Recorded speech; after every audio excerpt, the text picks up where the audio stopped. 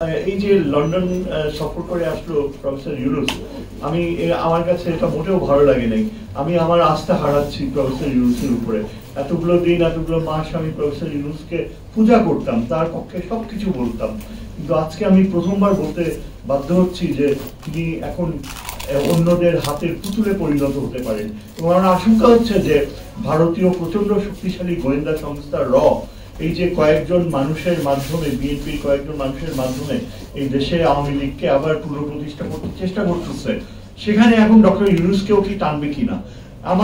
আমি ছাত্রদেরকে অনুরোধ করব, তোমরা সম্পূর্ণভাবে নিজের উপর কর্তৃত্ব নাও, নিজের উপর আস্থা রাখো, কারণ তোমরাই প্রফেসর ইউনুসকে বসাইছিল।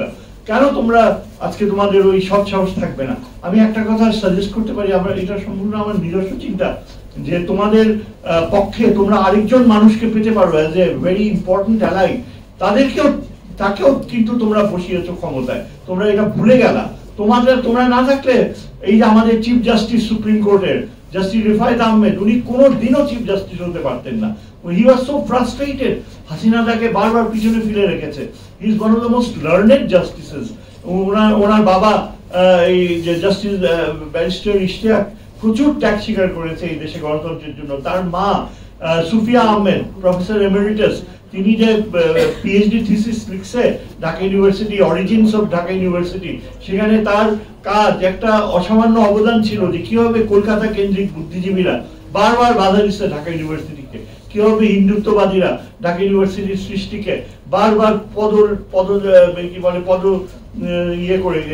ইয়ে করে ধ্বংস করতে চেষ্টা করছে।